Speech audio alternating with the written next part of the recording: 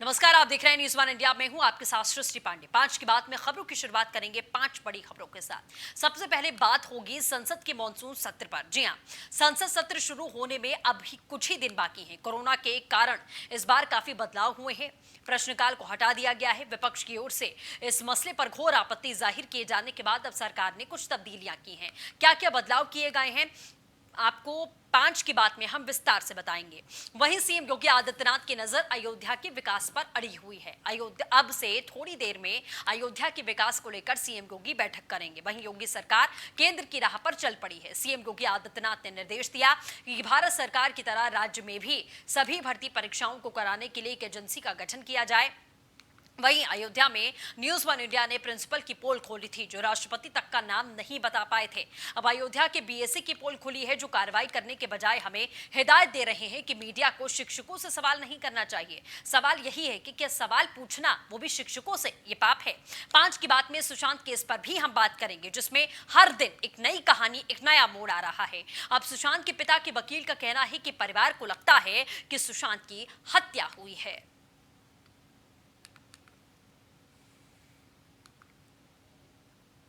चलिए, पहली खबर से आगाज करेंगे मॉनसून सत्र से जुड़ी हुई खबर से। मॉनसून सत्र से पहले बैकफुट पर है केंद्र सरकार। अब सांसद लिखित में पूछ सकते हैं सदन में सवाल का जवाब लिखित में दिया जाएगा। सरकार के इस फैसले पर विपक्ष पूरी तरीके से असंतुष्ट है। संसद सत्र को लेकर प्रश्नकाल नहीं होने का नोटिफिकेशन जारी किया गया था।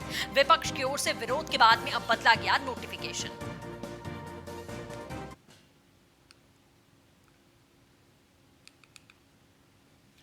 तो असंतुष्ट नोटिफिकेशन पर विपक्ष अब एकजुट नजर आया है। हालांकि कुछ तब्दीलियां इसमें की गई हैं। विपक्ष की ओर से विरोध के बाद में ये तब्दीलियां की गई हैं। मॉनसून सत्र से पहले बैकफुट पर केंद्र सरकार।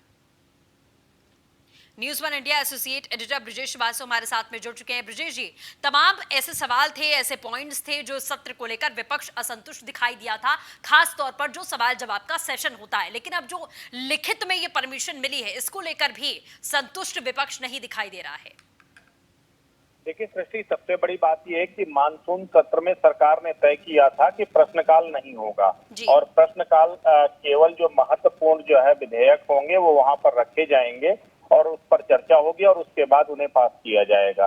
लेकिन सबसे बड़ी बात यह कि विपक्ष का लगातार सवाल था कि बहुत सारे ऐसे मुद्दे हैं जिसको प्रश्नकाल में विपक्ष उठाना चाहता है और उसको लेकर के विपक्ष की मांग थी कि प्रश्नकाल जरूर हो और प्रश्नकाल के बगैर मानसून सत्र का कोई मतलब नहीं है, क्योंकि अगर विपक्ष सवाल नहीं पूछ सकता तो फिर आखिर सत्र को आयोजित करने का मत तात्पर्य ही क्या है।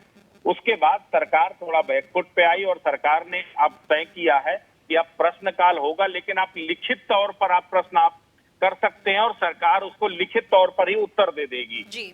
यानी कि उसके लिए प्रश्नकाल पर चर्चा नहीं होगी। और जैसे कि इससे पहले होता आया है सत्र में कि जो संबंधित मंत्री होते हैं वो सदन में आकर के आपके प्रश्न का जवाब देते हैं, लेकिन अब आपके लिखित प्रश्न का जवाब लिखित तौर पर जो है वो जो संबंधित मंत्रालय होगा या मंत्री होंगे वो आपको उपलब्ध कराएंगे। तो उसको लेकर के भी विपक्ष संतुष्ट नजर नहीं आ रहा। उनका साफ तौर पर कहना है कि अगर प्रश्नकाल नहीं होगा तो फिर आप क्या जवाब दे रहे हो, हम संतुष्ट हैं कि नहीं संतुष्ट है, उस पर क्रॉस क्वेश्चन ही नहीं हो पाएगा। तो ये लोकतांत्रिक प्रक्रिया के लिए सही नहीं है। ऐसे विपक्ष उसको लेकर के भी नाखुश नजर आ रहा है और फिलहाल अब देखना ये होगा कि सरकार की तरफ से क्या अग्रिम कदम उठाया जाता है। बिल्कुल। चलिए ब्रजेश जी, हमारे साथ जुड़ने के लिए, तमाम जानकारियों के लिए बहुत शुक्रिया। अयोध्या के विकास को लेकर सीएम योगी आदित्यनाथ की बैठक। अयोध्या जोन के अधिकारियों के साथ में बैठक करेंगे सीएम योगी। शाम 5:30 बजे अधिकारियों के साथ में बैठक करेंगे। बैठक में अयोध्या के विकास को लेकर चर्चा होगी। आज सीएम योगी आदित्यनाथ अयोध्या में हुए अब तक के विकास कार्यों की समीक्षा करेंगे।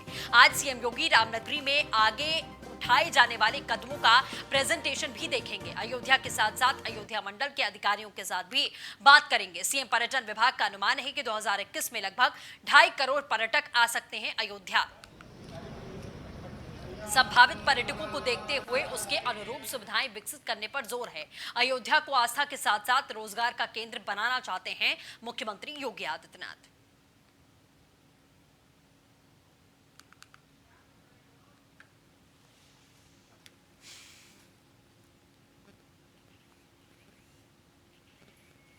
तो अयोध्या के विकास को लेकर सीएम योगी आदित्यनाथ की बैठक शाम 5:30 बजे का समय निर्धारित किया गया है। आगे कैसे विकास कार्य यहां पर किए जाने हैं, इन सभी बातों को लेकर चर्चा की जाएगी। इसके साथ ही आपको बता दें, सीएम का साफ तौर पर यही मानना है कि कहीं ना कहीं अयोध्या को सिर्फ धार्मिक लिहाज से ही नहीं बल्कि आर्थिक लिहाज से भी रोजगार के क्षेत्र में देखते हुए, पर्यटन के क्षेत्र में देखते हुए इसे और बढ़ावा देने की जरूरत है। तो इन तमाम मुद्दों पर चर्चा इस बैठक में होगी कि आगे क्या कुछ रणनीति बनाई जाएगी अयोध्या को और ज्यादा विकसित करने के लिए।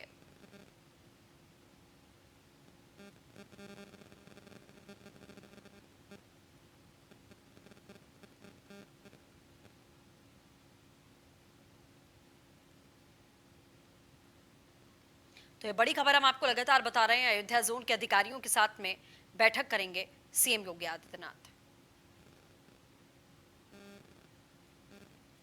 बैठक में अयोध्या के विकास को लेकर चर्चा होगी, आगे के कार्यों को लेकर चर्चा की जाएगी।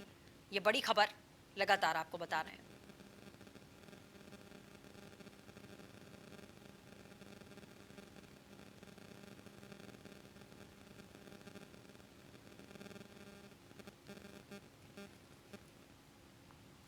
पर्यटन विभाग का अनुमान है कि 2021 तक बहुत सारी तब्दीलियां यहां पर होंगी। अयोध्या को आस्था के साथ साथ रोजगार का भी केंद्र बनाना है।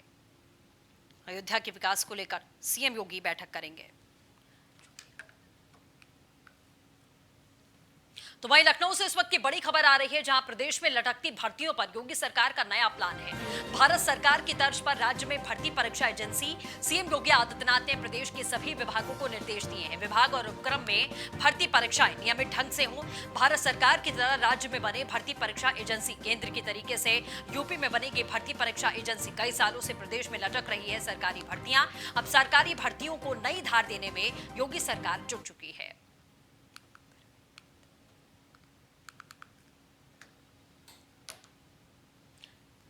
तो केंद्र की तरह यूपी में भी भर्ती परीक्षा एजेंसी बनाई जाए।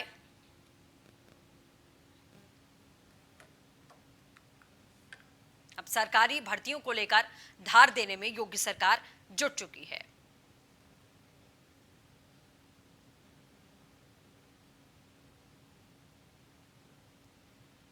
चलिए, एसके वाजपेयी हमारे सहयोगी इस पूरे मुद्दे पर चर्चा करने के लिए हमारे साथ में लाइव जुड़ चुके हैं। एसके, क्या प्लान है ये केंद्र की तर्ज पर ही जिस तरीके से योगी सरकार अब सोच रही है भर्ती परीक्षाओं को लेकर केंद्र सीधे तौर पर स्थापित करने के लिए, आखिरकार क्या कुछ जानकारी, क्या पूरा प्लान है, विस्तार से बताइए।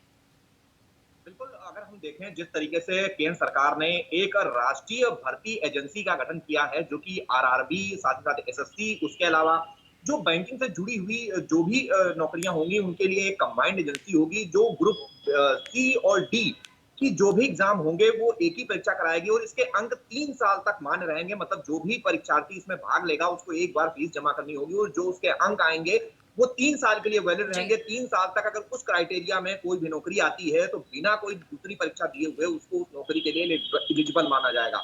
तो कहीं न कहीं परीक्षार्थियों के लिए बड़ी राहत जरूर है, जहां उनको हर परीक्षा के लिए अलग एग्जाम देना होता था, अलग फॉर्म भरना होता था और उसके अलावा अलग-अलग पैसे भी जो जमा होते हैं परीक्षा के लिए वो शुल्क भी देना होता था। तो उत्तर प्रदेश सरकार क्योंकि भी इसी तरीके की एजेंसी को लेकर विचार कर रही है, जिसमें उत्तर प्रदेश में भी केंद्र की तर्ज पर एक ऐसी एजेंसी होगी जो स्टेट लेवल पर जो भी एग्जाम होंगे उन एग्जाम को कंडक्ट कराएगी और उसमें जो परीक्षार्थी एग्जाम देगा उसके अंक भी 3 साल के लिए वैलिड होंगे। लेकिन सरकार अभी इन चीजों पर विचार कर रही है कि अंक कितने दिन वैलिड होंगे, साथ ही साथ जो कौन-कौन से ऐसे एग्जाम होंगे जो ये संयुक्त एजेंसी कराएगी, साथ ही साथ में उसकी कंबाइंड फीस क्या होगी, ये बहुत सारी चीजें हैं जिसको लेकर लगातार शासन में मंथन चल रहा है। हालांकि सीएम योगी आदित्यनाथ ने अफसरों को निर्देशित कर दिया है कि जो भी इस तरीके की एजेंसी बनाने की बात है, जैसे केंद्र सरकार ने बनाई है उसी तर्ज पर यूपी सरकार भी ऐसी एजेंसी बनाए और अफसर जल्द से जल्द इसका मसौदा तैयार करके प्रस्तुत करें। तो बहुत जल्द ही इस पर फैसला होने की उम्मीद है और उम्मीद है जब मसौदा पेश होगा तो उसके बाद जो भी आगामी कैबिनेट की बैठक होगी उसमें इस मसौदे को रखा जाएगा और अगर उत्तर प्रदेश में ऐसी एजेंसी को सरकार मान्यता देती है, उसका गठन कर देती है, तो उसके बाद उत्तर प्रदेश के परीक्षार्थियों के लिए बहुत बड़ी राहत की बात होगी, क्योंकि उनको एक ही एग्जाम कई परीक्षाओं के लिए नहीं देना, एक ही एग्जाम के जरिए कई परीक्षाओं को वो पास कर सकेंगे और साथ ही साथ उनके अंक भी लंबे समय तक एलिजिबल रहेंगे। हालांकि कितने बिल्कुल, दिन चलिए एलिजिबल ठीक रहेंगे है, आप अभी नजर बना रखिएगा, अपडेट लेते रहेंगे। फिलहाल के लिए आपका बहुत बहुत शुक्रिया। रुकेंगे एक छोटे से ब्रेक के लिए। खबर अयोध्या से, जहां न्यूज वन इंडिया के रियलिटी चेक में खुली थी, जिस प्रिंसिपल की बोल खबर दिखाने के बाद भी मातहतों की रहनुमाई कर रहे बीएसए, शिक्षक से नहीं करना चाहिए मीडिया अधिकारियों को सवाल। बीएसए ने कहा चयन प्रक्रिया से हुई है नियुक्ति, संतोष देव पांडे का बयान है। न्यूज वन इंडिया के रियलिटी चेक में खुली थी प्रिंसिपल वीरेंद्र कुमार की बोल। प्रिंसिपल को नहीं पता देश के राष्ट्रपति उपराष्ट्रपति का नाम। हम आपको बीएसए साहब का असली चेहरा दिखाएंगे, लेकिन एक बार देख लीजिए प्रिंसिपल साहब को, जो राष्ट्रपति और उपराष्ट्रपति का नाम भी नहीं जानते हैं।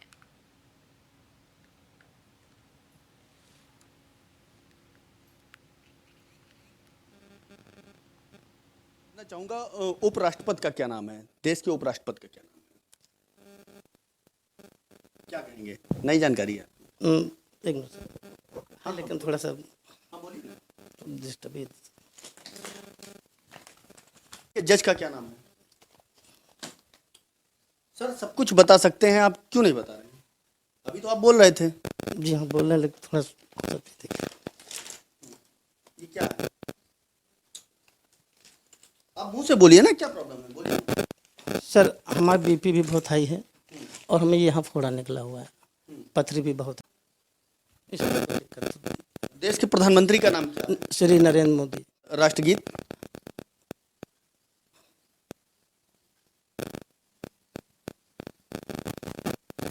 आप इस विद्यालय के प्रधानाचार्य हैं, और अगर यदि आपको ही इन सारी चीजों को नहीं मालूम है कि हमारे देश के उपराष्ट्रपति कौन है, प्रधानमंत्री कौन है, राष्ट्रपति कौन है इस समय? कोविंद नाथ, श्री कोविंद नाथ। मैं आपसे समझना चाहूंगा उपराष्ट्रपति का क्या नाम है, देश के उपराष्ट्रपति का क्या नाम है? तो जाहिर तौर पर आपने ये बातचीत सुनी है, हमारे सहयोगी ने बातचीत करने की कोशिश की, लेकिन प्रिंसिपल साहब अपनी जुबान से ये नहीं बता पा रहे हैं कि राष्ट्रपति कौन है, उपराष्ट्रपति कौन है, प्रधानमंत्री कौन है। अपनी बीमारियां यहां पर गिनाने लग गए। इन्हें ये नहीं पता है कि हमारे देश के राष्ट्रपति कौन है। तो देखिए कि हमारे देश का भविष्य किनके हाथ में है, जिनको खुद नहीं मालूम है कि देश का प्रधानमंत्री कौन है, राष्ट्रपति कौन है। वो अपनी बीमारियां यहां पर गिना रहे हैं कि उनको पथरी हो गई है, उनको तमाम तरीके की बीमारी हो गई है, लेकिन वो एक सीधा सा जो जवाब जो एक नर्सरी के बच्चे को भी मालूम होता है कि हमारे देश का राष्ट्रपति कौन है, वो एक स्कूल के प्रिंसिपल को नहीं मालूम है, जो ठेका लेकर बैठे हैं हमारे देश के भविष्य को बनाने का।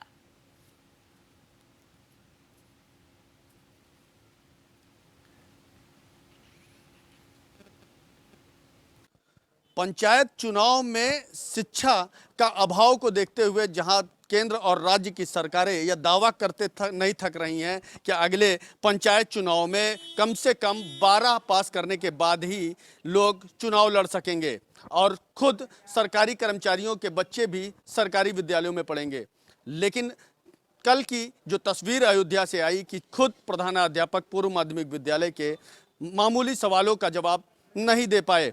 हम समझने की कोशिश करेंगे कि आखिर बेसिक शिक्षा अधिकारी संतोष देव पांडे इस कार्यालय में मौजूद हैं, और मैं आज उनसे उन तमाम सारे सवालों का जवाब चाहूँगा जिसमें खुद अयोध्या के पूर्व माध्यमिक विद्यालय के प्रबंधक प्रधानाध्यापक फंसते हुए नजर आए थे। आखिर क्या कार्रवाई होनी है ऐसे मामलों में? सर स्वागत है आपका। कल एक मवई ब्लॉक में मेरे द्वारा एक रियलिटी चेक किया गया था जिसमें कुछ सवालों का जवाब प्रधानाध्यापक नहीं दे पाएंगे, क्या कहेंगे आप? तत्कालीन चयन प्रक्रिया के अनुसार समस्त अध्यापक विद्यालयों में चयनित हैं, चाहे मेरिट से चयन हुआ हो उस समय या परीक्षा के माध्यम से हुआ हो।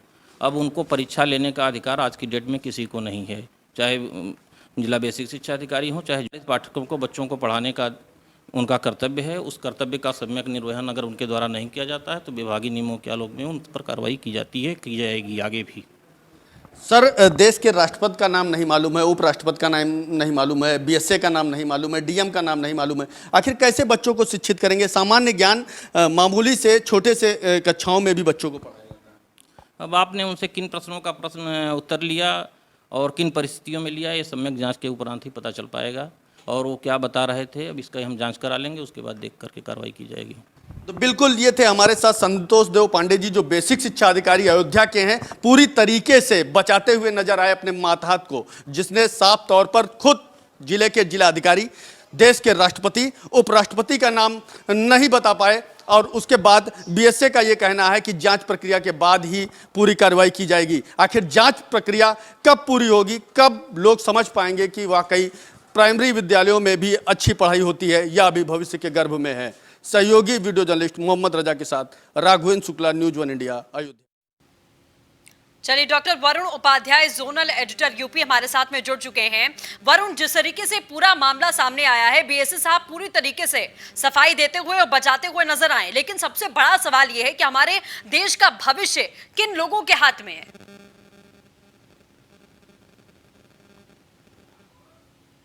चौपट राजा वाली स्थिति है। बेसिक शिक्षा अधिकारी संतोष पांडे जी को खुद नहीं पता है कि प्राथमिक विद्यालय का सिलेबस क्या है। जी, हमारे संवाददाता ने जो भी सवाल पूछा था प्रधानाध्यापक से, हाँ, वो सारा प्राइमरी लेवल का सवाल था और प्रधानाध्यापक के ऊपर 6 से 8 तक के छात्रों को पढ़ाने की जिम्मेदारी है। बीएसए साहब ये गैर जिम्मेदाराना बयान तब दे रहे हैं जब नई शिक्षा नीति लागू होने जा रही है। उसके अलावा ये बता रहे हैं कि मीडिया के लोग प्रश्न नहीं पूछ सकते। हमें तो ये नहीं समझ में आ रहा है कि ये विशिष्ट ज्ञान इनको कहाँ से हुआ कि मीडिया सवाल नहीं कर सकती। आप आम आदमी के टैक्स के पैसों से सैलरी ले रहे हो, आप सरकारी पद पे हो, आपसे नहीं पूछेंगे तो किससे पूछेंगे? जी, कभी आपने देखा होगा कि निजी विद्यालय के शिक्षकों से पत्रकार या आम लोग इस तरह के सवाल नहीं पूछते। बिल्कुल, लेकिन यहाँ पूछेंगे, यहाँ आम आदमी की बात है। तो अब देखना यह है कि ये क्या कार्रवाई करते हैं। मैंने चलिए, वरुण, हमारे साथ जुड़ने के लिए आपका बहुत बहुत शुक्रिया। तो सुशांत केस से जुड़ी हुई सबसे बड़ी खबर आपको बता दें, एक्टर सुशांत सिंह राजपूत की मौत के मामले में अब नया ट्विस्ट आ चुका है। सीबीआई सुशांत की मौत और दिशा सालियान की मौत के कनेक्शन की तफ्तीश करेगी। अब सीबीआई ये जांच करेगी कि क्या दिशा सालियान की मौत का सुशांत केस से कोई लेना देना है या नहीं। इसके लिए दिशा की कंपनी के कर्मचारी बंटी सचदेह से सीबीआई के अधिकारी पूछताछ करेंगे। आज लगातार तीसरे दिन भी सीबीआई रिया के पिता इंद्रजीत चक्रवर्ती से पूछताछ कर रही है। हालांकि आज रिया की मां से सवाल नहीं हुए हैं। रिया के पिता के साथ शौविक पर भी जांच एजेंसियां फंदा कस रही हैं। ईडी शौविक चक्रवर्ती से सवाल कर रही है। रिया के साथ चैट में नाम आने से घिरे बिल्डर्स खिलाड़ी ऋषभ ठक्कर से भी पूछताछ हो रही है। वहीं सुशांत के परिवार के वकील विकास सिंह का दावा किया गया है कि परिवार मानता है कि सुशांत की हत्या ही हुई है। विकास सिंह ने स्पष्ट शब्दों में इसे एक हत्या का मामला बताया। उन्होंने मुंबई पुलिस के रवैये और जांच पर सवाल खड़े किए। विकास सिंह ने मीडिया से बातचीत के दौरान दावा किया कि मुंबई पुलिस ने कभी भी उन्हें या फिर परिवार के किसी भी तरीके का स्टेटमेंट नहीं दिया है। उनके मुताबिक अगर पुलिस की तरफ पहले ही सारी जानकारी साझा की जाती तो ये केस अलग दिशा में आगे बढ़ता। स्टेटमेंट की भाषा को लेकर भी कई सवाल हैं।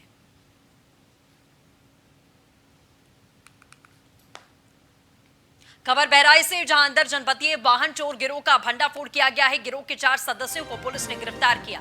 चोरों के पास से 13 बाइक बरामद हुई हैं। परिवहन विभाग के दस्तावेज और मुहर बरामद किए गए हैं। एसपी बहराइच डॉक्टर विपिन कुमार के नेतृत्व में कार्रवाई की गई। नानपारा थाना इलाके में चेकिंग के दौरान हुई कार्रवाई। एसएसपी ग्रामीण अशोक कुमार के नेतृत्व में ऑपरेशन चला।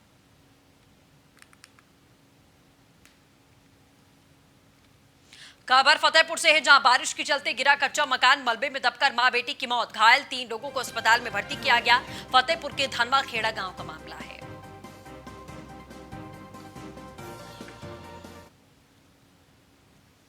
कच्चा मकान था। किसका? राहुल सोनकर। हाँ। और सनाब स्वर्गीय रतिपाल सोनकर। हाँ, क्या हुआ? कच्चा मकान होने के छत के दीवार में से दीवार की सहित ढह गया।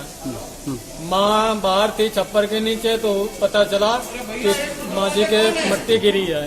तो ये वहाँ पे मकान गिर गया था, तो 4 लोग यहाँ पर आए थे।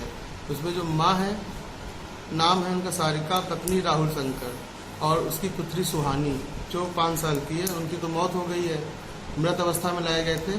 बाकी 2 बच्चे, इसमें से एक पुत्र है आयुष, उम्र 4 साल, और बच्ची छोटी जिसकी उम्र है 9 महीना। उनको हालत थोड़ा गंभीर थी, इसलिए उसको जिला अस्पताल फतेहपुर रेफर कर दिया।